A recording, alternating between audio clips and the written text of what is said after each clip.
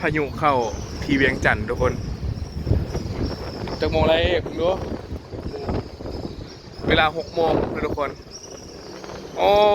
พายุเข้าลมพัดพิลึกไหลมีฟ้าแมบฟ้าเลื่อมเนาะวานนี้แมนไฟดับมือนี้พายุเข้าฝนตกน้อยหนึ่งเนาะอันนี้บกเกี่ยวเลยบกเป็นอุปสรรคน้ำฝนนะได้เบิร์ดมันนะเดี๋ยวเอาฟ้าแมบ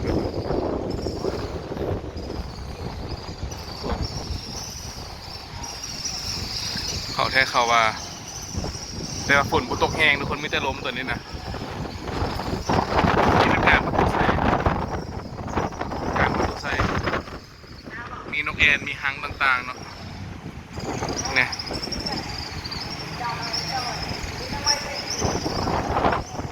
เป็นบทเรื่องของรามเกียรติ์บอกเรื่องคนอย่างย่างเลยเนาะ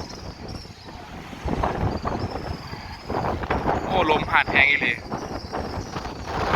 เดี๋ยวทุกคนเอาเบิ่งใบไม้ติงกับต้นสำสาติงย่อย่าอยู่นี่โอเคทุกคนเนาะฟ้าเริ่มแป๊บๆแล้วนี่นะ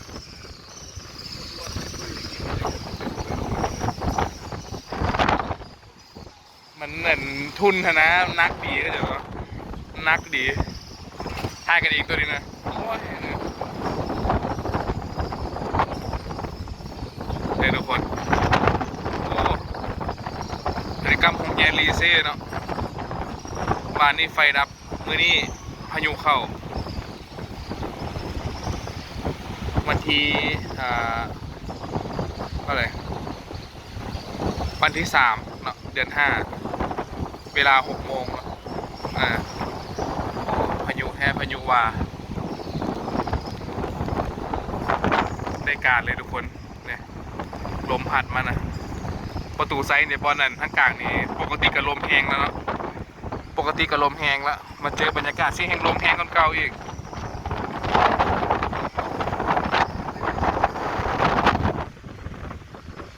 โอ้ต้นไม้ก็สิหักหลายต้นทุกคนมื้อนี้นอนอยู่ที่เวียงจันทร์นะเดี๋ยวเวลาฝนเช้าแล้วก็ไปรอเพิ่งนิดนึงทุกคน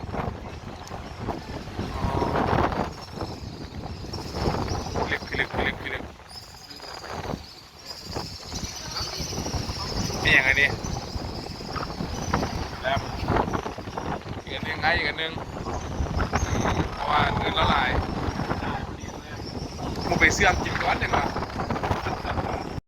โอ้เวียงจันทร์พายุเข้าเอาในมาลงช่วงนี้อันนี้กับโบรอดนี่นะ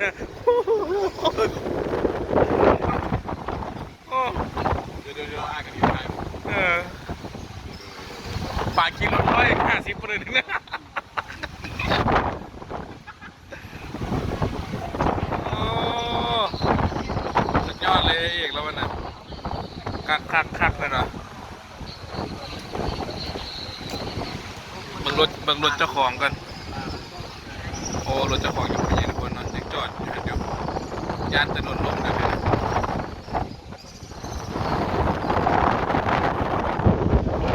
พายุเข้าพ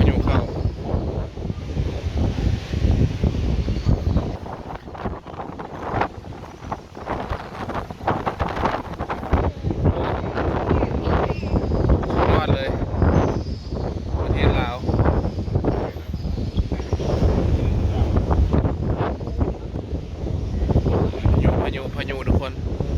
สตอมเนาะสตอมทอร์นาโดอีกเวียนเทียน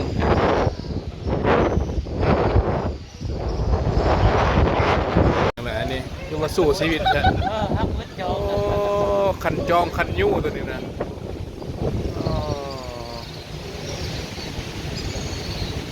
ยังบัวเสาบันนี้ทุกคนพายุโอ้บ่ได้ไปได้มาเสร็จแล้วเนาะถ่ายตั้งแต่อยู่ในนี่แหละประตูไซนี่แหละอันนี้ก็สำนักงานนายกทุกคนเนาะเวียงจันทร์พายุเข้าพายุในนี้โอกาสทะลม สตอมทุกคน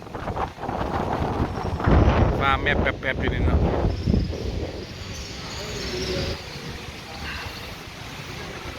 บอกเลยว่าสุดยอด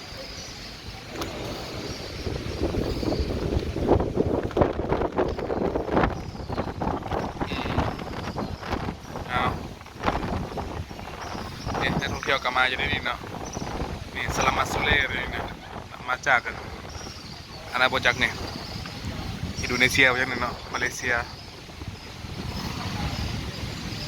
โอ้ฟ้ามืดทุกคนกำนี่กับฟ้ามืดลมเริ่มก่ายแล้วเลยทุกคนเนาะลมเริ่มก่ายจักหน่อยนึงละที่ประตูไซตอนนี้นะบุญหนึ่งไฟดับบุญหนึ่งพายุเข้าโอ้สมปุยอีหลี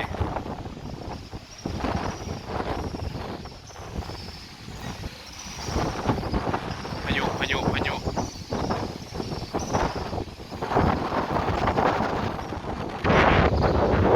ประมาณนี้ทุกคนฝนหากันนั้นทุกคนฝนหาก็เริ่มเบาบางเนาะลมกับหาก็เริ่มคอยลงคือว่ากินเวลาเกือบ1 ชั่วโมงทุกคนเนาะฟ้าจนมืดอยู่นี่นะโอ้สุดยอดอีหลีพายุเข้ารอบนี้นี่ทางขึ้นประตูไซทุกคนหนึ่ง5,000 กีบบอกคนลาวเขาแต่ถ้าเป็นคนต่างประเทศแหละคนหนึ่ง30,000ทุกคนประมาณนี้เนาะเนี่ยฝนกับบ่ได้ไม่แห้งกระโดดเลยทุกคนเนาะแต่ว่าลมเนี่ยพี่ลึกเนาะลมเนี่ยโอ้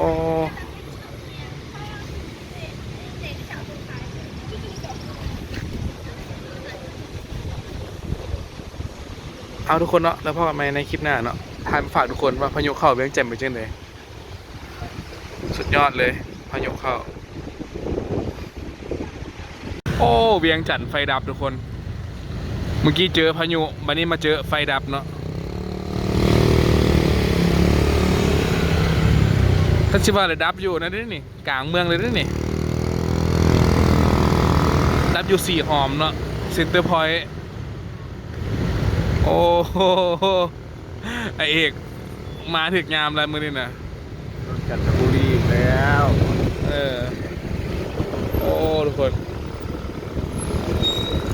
ทานเข้ากับไฟดับเนาะดับหมดเลยตัวนี้นะนับบททยานอ่ะโอ้ไปใช้ดีเนาะบันนี้กลับไปกินข้าวเปียกเบิร์ดห้าในกระเวนว่าช่วงนี้บ่มีตัวเลือกแล้วเนาะเอาไปเบิ่งตัวนี้นี่ก่อนซะนะทุกคนโอ้สีแยกสีหอมอันนี้กับเมื่อตื่นทุกคนเนาะขับบ่มีแสงไฟรถนี่ถือว่าจบข่าวเลยนี่ห้านแหนมเนืองคือมีไฟแบบนี้จักรปันไฟบ่จังนี่หลินจักรปันไฟได้นี่เป็นสินี่เดี๋ยวแหนมเนืองมีหอมโอ้คนเต็มทุกคนแน่นแท้แน่นว่าสาวงามเว้ยโอ้มันดับบางจุดทุกคนนี่โอ้ทำให้ดับบางเนาะดับบางจุดเส้นนี้ยังมาอยู่ถ่ายมาประกอบคลิปให้ทุกคนได้เบิ่งเนาะฝากกดไลค์กดติดตามกด Subscribe เนาะ2 เบาคำตรงนี้อย่างก็ต่อหูกระเป๋าห้ามขายคำเจมือสั่นทุกคน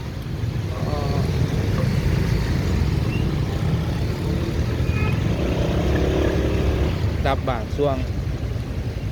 พายุแห้งดิทุกคนเนาะแต่ฝนหน่อยพายุแห้งแต่ฝนหน่อยเวียงจันทร์เนาะไฟดับบางยานทุกคนดับบางยาน ฝากทุกคนกดไลค์กดติดตามกด subscribe นะหรือว่ากดปุ่มกดแจ้งเตือนให้แกซ่องเบาคำเนาะเป็นกำลังใจทำเบาคำได้สร้างสรรค์คลิปใหม่ๆคือว่ามื้อนี้อัปเดตคลิปอีกคลิปหนึ่งทุกคนที่เวียงจันทน์นะทั้งพายุเข้าทั้งไฟดับ